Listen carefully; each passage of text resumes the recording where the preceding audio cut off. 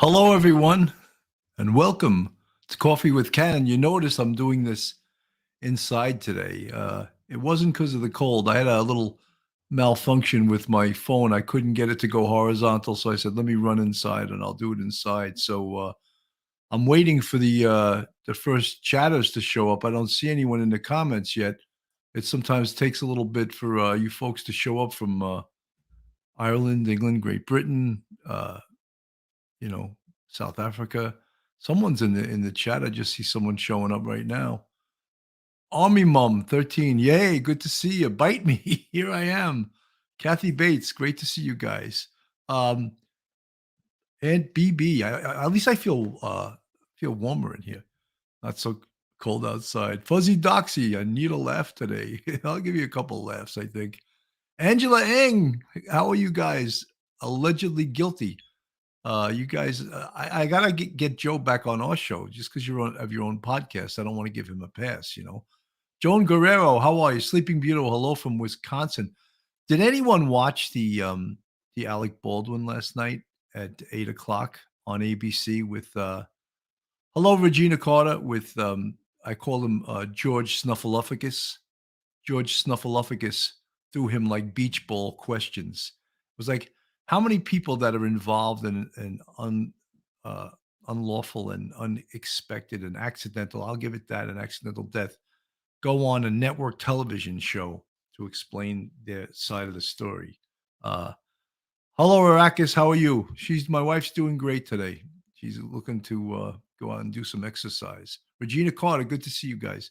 Um, yeah, so I don't know if you guys watched it, but he took very little responsibility for his actions. In fact, he was pointing the fingers at everyone else. And tonight at 8 p.m., myself and Phil Grimaldi on Police Off the Cuff, Real Crime Stories, are going to do the whole hour on the Alec Baldwin interview with George Snuffleupagus. I know it's Stephanopoulos, but it's to me, it's such it's I when he was interviewing Alec Baldwin, you could see how sympathetic his questions were, and then he interviewed someone else within the program that was suing the movie company that was on the crew, and his whole demeanor changed. He became like a pit bull asking this guy questions, and I was like, "Wow, look at that. He's not as friendly with this guy." Uh, Angie Carter, how are you? Amber Buck, I'll be watching tonight. Great. Joan Guerrero, hubby calls him Georgie Boy, like you said, George Snuffleupagus. That's that's the old Sesame Street character, Snuffleupagus, right? For you guys that ever watched um, Sesame Street, if you have kids, you had to have watched uh, Sesame Street at one time or the other, you know. Yeah. So tonight we're going to. I'm hoping we're going to have John Palucci, who is a retired. Uh, oh, there you go. Joe Murray is on the air. Hi, Bill. Press conference at 1 p.m. by the SDNY SDNY regarding Mount Vernon Police Department. Not sure if it's related to my clients there. Joe has a big case within Mount Vernon officer, and I don't know all the details of it, but I'm sure that's what he's referring to. So I'm going to have John Palucci on, who is a retired NYPD crime scene sergeant. He's a ballistics expert, and he's going to dissect. Uh, Alex said that last night, if you were listening, he said that he never pulled the trigger of that gun. This is the gun right here. So he never pulled the trigger. You see how that gun is cocked all the way back? Well, we'll go into this tonight, but he was claiming that he cocked it back and let go of the hammer, which we'll discover tonight with John Palucci whether in fact that is even possible, because we're hearing that that it's not possible, that can't happen. But we'll talk to John Palucci tonight. We'll dissect this a little bit. We'll dissect some of Alex's. We'll watch a little bit of his theatrics, which I'm sure a lot of it was. Let me just see. I have a. I wanted to play something here. I'll play a little bit of. I don't want to get too much into this because going to be going into this tonight, and but I wanted to play a little bit of his interview just so you could get sort of like a flavor of what the hell is going on here, and Alec, thank you for doing this. You haven't said much in public since that tragic accident. Why speak out now? Well, I think that there's a criminal investigation, and that could be a while. There's all kinds of civil litigation, and I felt there were a number of misconceptions, most of it from sources I really wouldn't concern myself about, but a couple that I did concern myself about, where there were these authoritative statements about this is what happened. The sheriff's department hasn't even released a report to the DA yet.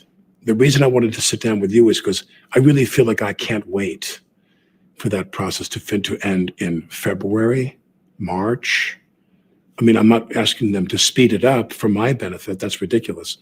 But I am saying that they're going to do what they need to do. And I wanted to come to talk to you to say that I would go to any lengths to undo what happened. I would go to any lengths to undo what happened. I think the big question, and the one you must have asked yourself 1,000 times, how could this have happened? so you get a little bit of the flavor of this interview. Like my biggest thing is, why is he doing this interview? What's the point of this interview? Savage Media, thank you so much for the $5 super chat for coffee from the UK. Coffee with Cannon, absolutely. Thank you so much. Why is anyone in the chat have any ideas? Why is he doing this interview? What is the purpose of it? The court of public opinion? Public opinion doesn't try you. A court of law will try you if, in fact, there is going to be any criminal charges here. But why is a network television station doing public relations for Alec Baldwin? Because he can't wait for the police investigation to say, "Oh, Alec, you're totally cleared." And I'm not going to do a deep dive into this today because we're going to do a deep dive into it tonight, Philly and I. And I don't want to take away the thunder from Philly and myself tonight. So I just wanted to, give you a little flavor of where we're going to be going tonight with this and what the big, the big questions are on this. And one of the things I also found is that in this interview, why interview someone if you're going to throw him softballs?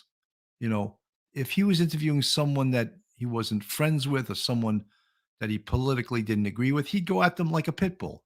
But this was like, it's so pathetic, the interview, that it was actually hard to watch, and I want to show a little bit more of us, George Snuffleupagus here and his interview with Alec Baldwin. Let's watch a little bit more of this, just a little snippet of it. And the film set accident that took the life of cinematographer Helena Hutchins. I have known Baldwin for years. I've never seen him so crushed. Baldwin says he did not pull the trigger of the prop gun, which shockingly contained a live bullet. I'm handed a gun and someone declares, they said, this is a cold gun. In my years on the sets of film, hot gun meant that there was a charge in there and cold gun meant there was nothing in there. When he's saying this is a cold gun, what he's saying to everybody on the set is you can relax. The gun is empty. That's what cold gun means. Well, cold gun means there's no charge in there. There could be dummy rounds. A dummy round looks like a real bullet, but is completely inert. It contains no explosive charge. And you were rehearsing that scene. Was it? So you get sort of a flavor of what the interview was like. And yeah, I don't know. Betty Spaghetti, he should have never done the interview. Yeah, like what's the purpose? What was really the purpose of this interview? Is it to clear him in the court of public opinion? That doesn't mean anything. The court of public opinion. What he has to worry about is the real court, the criminal court of Santa Fe, New Mexico, coming back with an indictment for criminally negligent homicide. But in the course of this interview, he takes no responsibility whatsoever. He's blaming everyone else. And one of the first things I want to make clear, and I'll make it clear tonight also, is that I don't doubt that this was 100% an accident. But accidents occur because of the negligence of people. And in my mind, there was some clear-cut criminal negligence in this case. And someone, and maybe multiple people, have to be held accountable for this. So how he can just take no responsibility. There's another video that he talks about his role um, as a producer on this, and he totally downplays his role as a producer. Oh, basically, I was in charge of washing the towels. He didn't say that, but that's about the level of responsibility he was taking for this. Oh, I was just involved with the creative producing part, nothing to do with the safety or the production meetings or anything like that. Yeah, I mean, hey Philly, how you doing? Phil Grimaldi's on the scene. Good to see you, Phil. Guys, in case this is Coffee with Cannon, and again, if you're not subscribed, go on our YouTube, subscribe, hit that, ring that bell, and give us a thumbs up. This is Coffee with Cannon, my police off the cuff mug. And again, I did it inside today because not because it was too cold out. My phone wasn't going horizontal. Something's wrong with the settings. So I need my son to come back to fix it. So I just said, let me make it simple and I'll just go on the computer inside. And I know it's not as we're not in me garden. We're not in me garden, but we're inside in me flat. We're in me flat and we're doing Coffee with Cannon in me flat. So I hope you guys can forgive me that we're not outside in me garden. But yeah, it's warm. I'm not shivering this time. But CRP, he said it's not about me. Then he said, I have 6 kids. Hang on a second. CRP, you passed me. I have 6 kids and a wife. His wife taking selfies in the back. Puke. It's very easy to get prejudiced against Alec Baldwin because he's such an unlikable human being to me. Maybe some of you guys in the chat think he's a wonderful human being. To me, he's an unlikable human being. In 2017, there was a cop in California, I believe in LA, that shot and killed somebody. And Alec Baldwin went on Twitter and went after the guy saying, I wonder what it's like to wrongfully kill someone. And the cop was cleared in the shooting. In essence, his department and the DA's office ruled that it was a justifiable shooting. So sometimes I guess our words can go back to haunt us. I wonder what it feels like to wrongfully kill somebody. And, now he knows, unfortunately. And again, I feel strongly that this was an accident. However, there's a lot of blame to go around. We're hearing a lot of things went wrong on this set, a lot of crazy things. So again, that's going to be this evening. We're going to do a deeper dive into this. Myself and Phil Grimaldi. Kimberly Myers, he's a narcissist. You hit it right on the head. That's exactly the word I was looking for.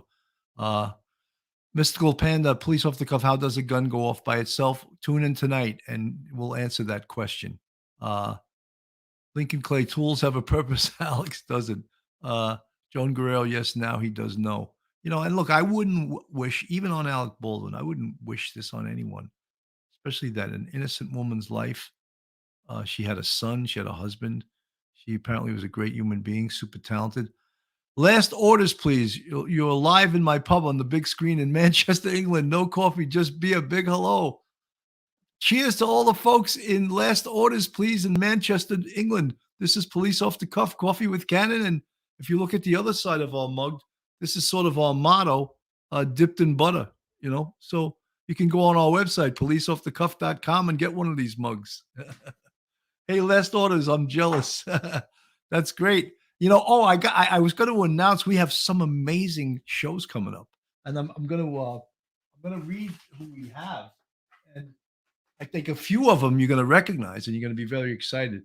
Well, tonight, of course, we're doing a show on Alec Baldwin and crime scene sergeant, retired NYPD crime scene sergeant John Paolucci, who just happens to be a ballistic expert.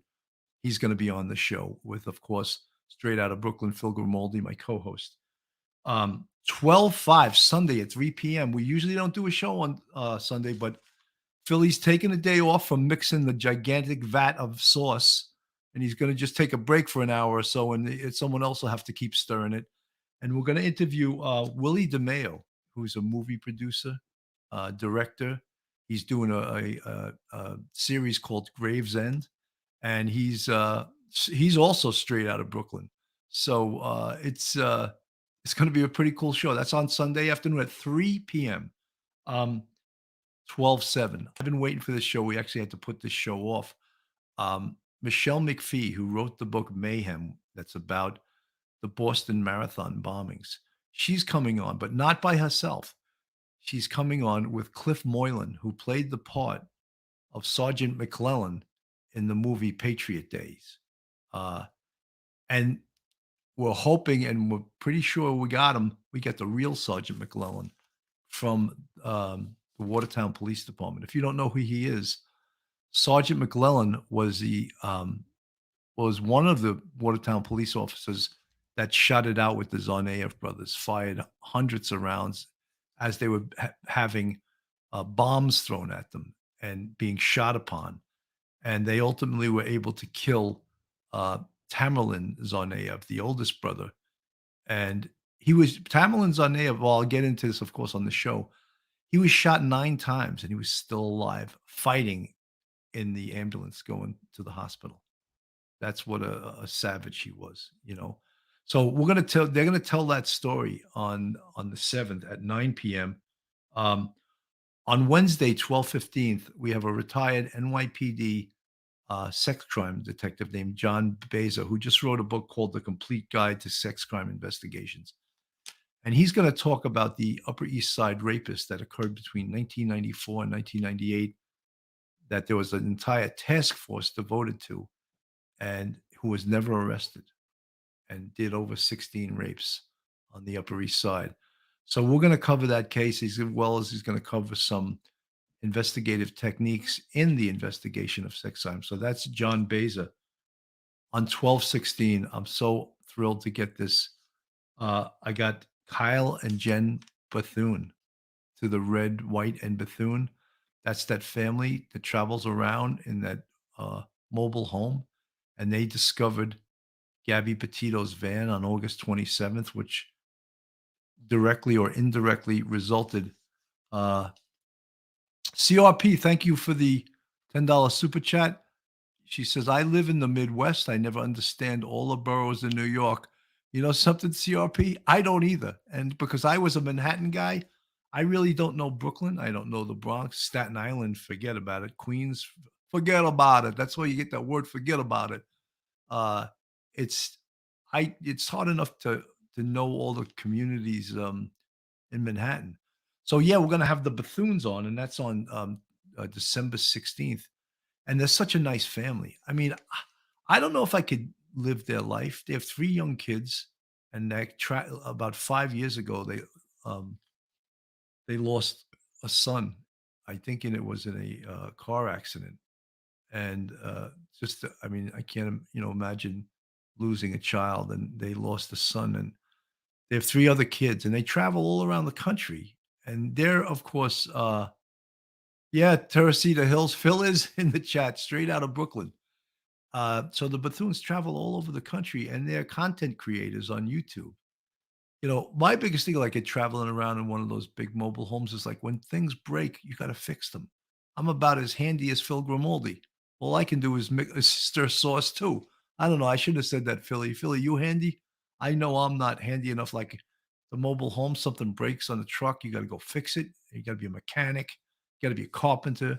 You got to understand all kinds of things. And I don't think I would measure up to that. December 21st, the I always say this wrong, Bath Avenue crew with Jimmy Calandra, basically an organized crime crew. We had Jimmy Calandra on the show once before. He was fantastic. It was a great show. Oh, Phil now says he's a little bit handy. Okay. If he's a little handy, he's that much more handy than me. Would you be able to travel around the country in a mobile home, Phil, and fix things as they broke? I know sure as hell no, I couldn't, But the other thing, Jen Lowe, you're right. They homeschool too. Imagine that you had to homeschool your kids. Imagine in that small space living with 3 young kids. I go crazy in my house when my sons are around, And imagine in that small space of a mobile home while you're traveling, while you have to do, I guess they have to make a living at their YouTube channel.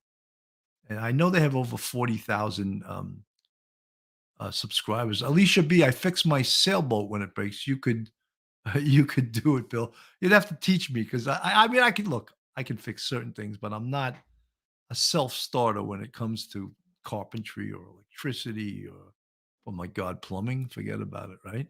Uh, I'm turning into a real Brooklynite from hanging out with Phil. All I do is say is forget about it, you know. And that was explained in the movie Donnie Brasco. What does forget about it mean? Well, you know, a guy has a really beautiful car, and you go look at it, you say, "Oh, forget about it." You know, it can be used in so many ways as a noun, a verb, an adjective, you know. Uh, so yeah, so I know let me go over. Oh God, you guys gonna go crazy now. And I just booked him last night, 12/22, and I don't have the date, the days written down. I have the date. 12/20/22. Andy the Gabby Cabbie is coming on. Police off the cuff, real crime stories. Does it have anything to do about crime? Well, I don't think so, but I just think Andy the Gabby Cabbie is getting pretty damn popular on the on these channels, and I think it would be great to have him on as a guest. And I asked him, and he said, "Oh, I'd love to come on." But the problem is, like, I um I booked him for 7 o'clock. That's Eastern Standard Time, and I could be wrong. Tell me if I'm wrong, but I think that's midnight in England. They 5 hours ahead. So would usually do the show at 9, but that would be like 2 o'clock in the morning. So we're gonna do it at 7. Is it 4 hours or 5 hours? Where's my Great Britain people?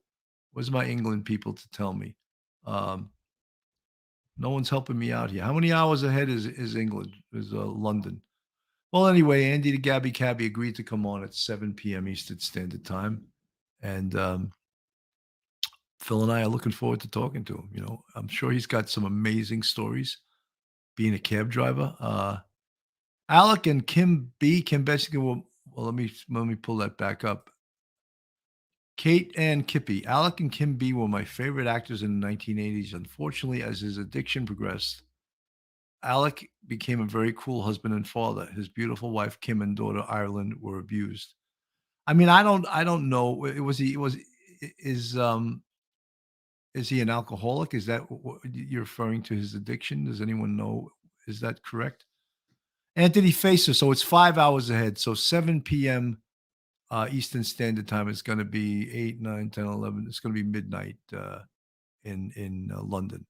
So he agreed to come on at 7, and we're looking forward to having Andy the Gabby Cabbie. Should be a lot of fun, right? Betty Spaghetti. I don't know if Alec Baldwin has addiction problems. I just thought maybe he's just a nasty person. I don't know. That's not any excuse to be nasty, right? Uh, yeah, you ever hear the phone call they taped and that he was talking to his daughter, calling her like a pig and stuff like that? Or you're a little, I forget exactly the language he used, but he wasn't a very nice guy with his daughter. It was like, uh, well, her last name is, um, what's her first name? Ireland Baldwin? Yeah, I think it is. Ireland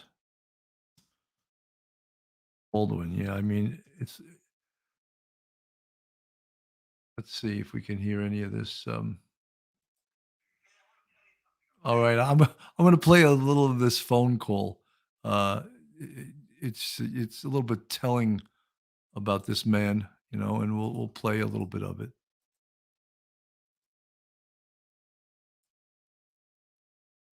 And I want to leave a message for you right now, because again, it's 10:30 here in New York on a Wednesday, and once again, I made an ass of myself trying to get you a phone to call you at a specific time. When the time comes for me to make the phone call, I stop whatever I'm doing, and I go and I make that phone call at 11 o'clock in the morning in New York, and if you don't pick up the phone, at 10 o'clock at night, and you don't even have that goddamn phone turned on. I want you to know something, okay? I'm tired of playing this game with you.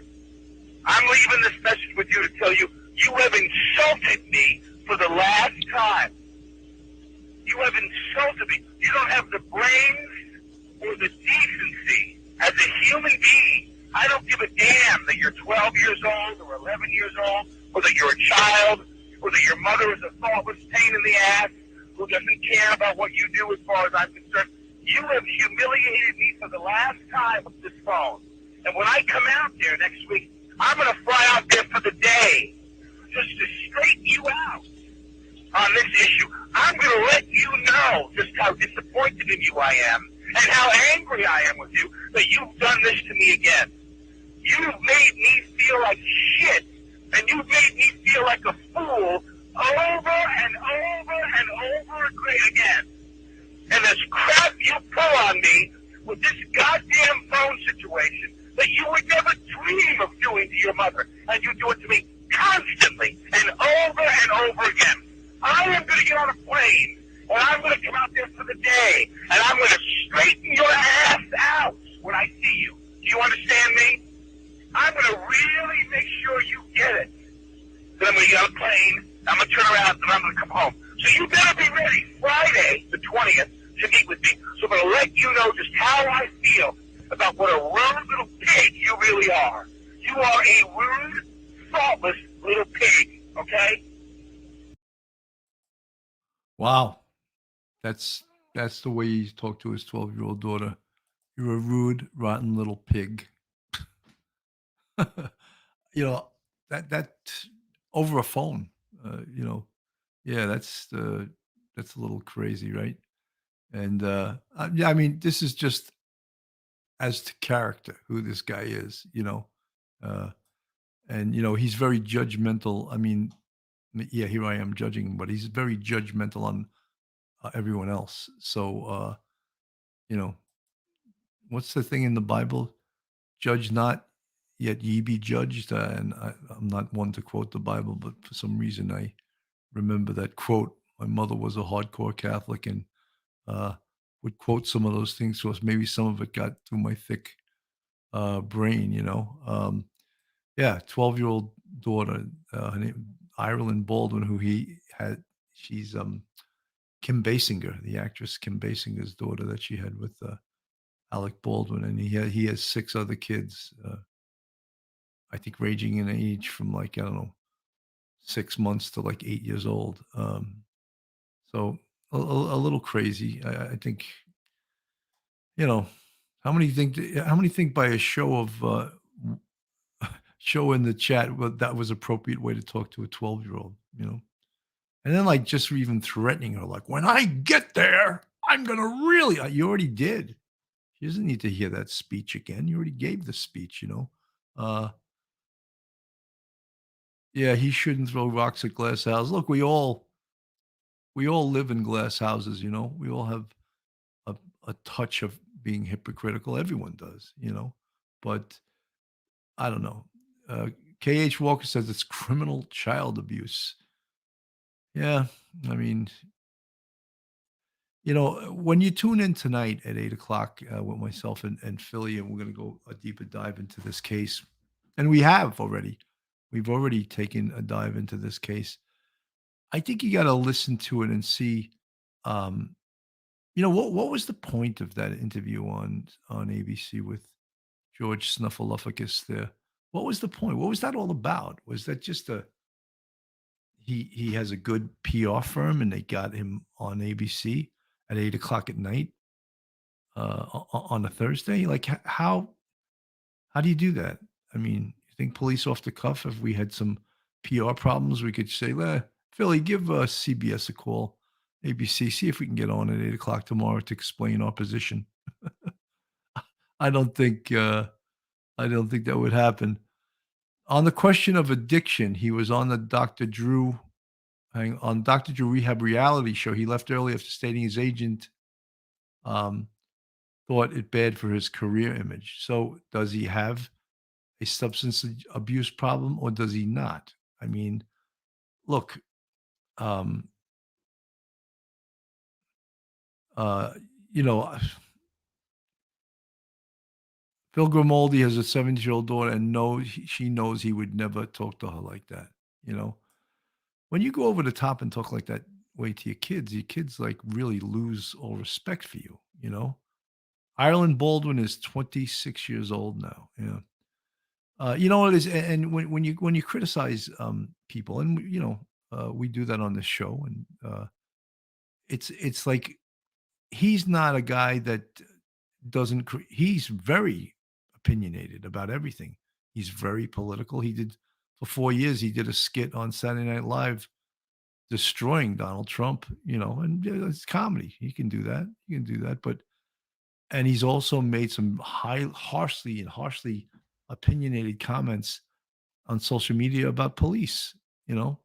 And that one I quoted him earlier, he put on Twitter was like, I wonder what it's like to wrongfully kill somebody when a cop in LA had to shoot and kill someone and the shooting was ruled justifiable.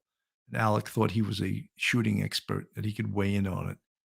And then, I don't like to be um, negative like this, but I think you need to cover this show because I think it's important.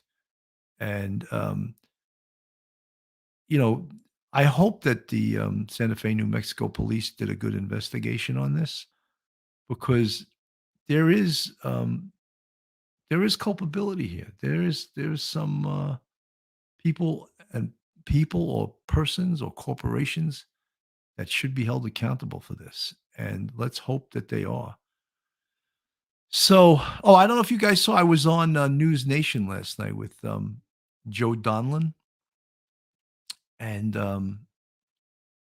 yeah, it was so that was about my seventh time, and I was supposed to be tonight. I was supposed to be on Ashley Banfield, but I got bumped. You get on these shows, they call you, and they're like, "Oh, we love you," blah blah blah. Sorry, we have to bump you for tonight. And then, look, I'm not losing any sleep over it, but I told you guys the way it works. So the coolest thing about it is that I don't have to go anywhere. They pull a production van into your driveway, and I wear jeans, and I throw on a dress shirt, a tie, and a suit jacket, and I walk down my driveway in sneakers and jeans, and I jump into the van, and that's where they do the show from, and it's pretty cool. Thank you, Janine. Yeah, it's pretty cool. So yeah, and, that was my sixth or seventh time on News Nation, and the good thing is that they talk about things that I believe I'm an expert at, a lot of things, and I can talk about it. And sometimes when you give the answers to the reporters, they don't expect the answers you're giving them. They, uh, they think that you're going to be like, oh no, and agree with the mainstream. He did a little segment on whether this big crime spike, and including more cops getting killed last year than almost any other year.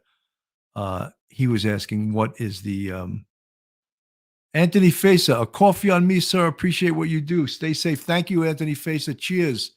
Police off the cuff. Coffee with Cannon. Thank you, guys. Thank you, Anthony Fesa.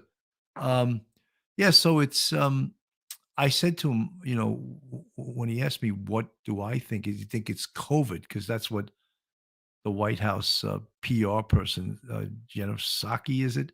That she blamed it on. I said, that has nothing to do with that. And I could see he was a little taken back by that. What it has to do with is defunding the police and a lot of the criminal justice reforms they put in that clearly hate and hurt the police. Uh, that's what's causing it. And bail reform, people getting locked up for serious crimes and getting out a couple hours later, only to go back in and commit another crime. So he was a little surprised when I jumped to that conclusion. But I'm going to say what I feel and what I think. And again, as long as it's respectful, I think that people will respect your opinion on what you're saying, especially when you have a background in what you're talking about. You know, this is funny. We put this on once before, and you can buy that little polish my rack emblem, but that rack belongs to making him famous, Mikey Heinrichs, one of the most highly decorated NYPD detectives in the history of the department.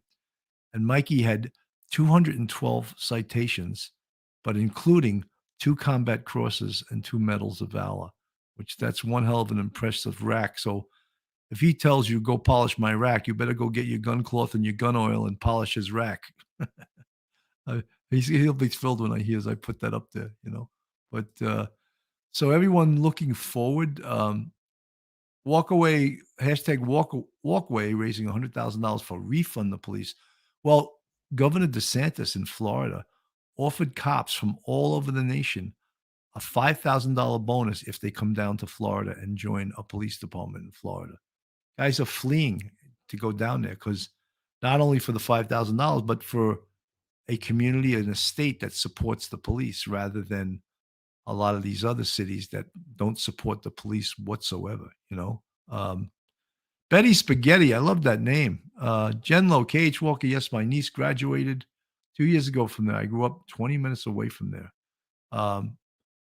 Yeah, Philly, Mike Heinrichs. I got to have Mike Heinrichs on again. I've had Mike Heinrichs on before, but I got to have him on again. It's great guy, and he's got some great stories to tell too, you know. Anthony Face, the beautiful weather, just saying, oh yeah, support the police. Also, just kidding. That's great. So tonight, yeah, we're going to be covering there's Alec Baldwin in character on the set of Rust, and this was the armorer. Gutierrez Reed was her last name, and she was quite inexperienced. So I think Alec is pointing the finger at her and claiming that he never pulled the trigger. And of course, that's Halna Hutchins, the poor woman who lost her life over this debacle. Horrible, horrible, you know. But so we're going to take a deep dive into that tonight. Matt Sully, my cousin just retired Wednesday, 36 years NYPD. God bless him, man. To make it 36 years is no small thing. I made it almost 27, and I thought that was like that was enough, you know. Kathy Bates also said, oh, you know, I told you guys I got the not yet, well, it wasn't yesterday, the day before. Thank you, CRP, for the $10 super chat. I support the New York City Police and my Wichita, Kansas City Police. Thank you so much, CRP. I got the shot I got it Wednesday, and I had a nasty, nasty headache, man. Oof. And it's just starting to subside now, and my left shoulder is still a little bit sore, but I should be covered now, you know. I should be covered. I got the flu shot. I got the booster shot. I don't know what else kind of shot you could get, you know. But I'm happy and I feel safe now. Guys, all right, you know something, CRP, again, thank you so much for the $10 super chat. It's very much appreciated. You guys, thank you for all your support. I'm so excited for, look, I'm not wishing time away, but I'm so excited about 2022.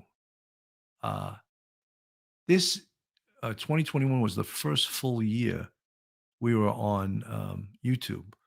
We really weren't concentrating on YouTube. We were putting our show on 9 listening sites on Anchor, and we were putting it on Facebook, but really weren't concentrating on YouTube.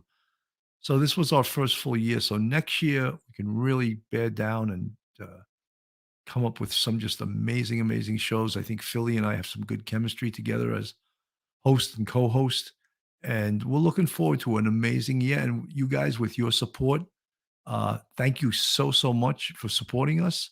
And with Duty Ron, who's helped us a great deal, the Pranzos, I mean, so many people out there, Joe Murray, Angie Yang, I mean, CRP, you're jumping and helping us.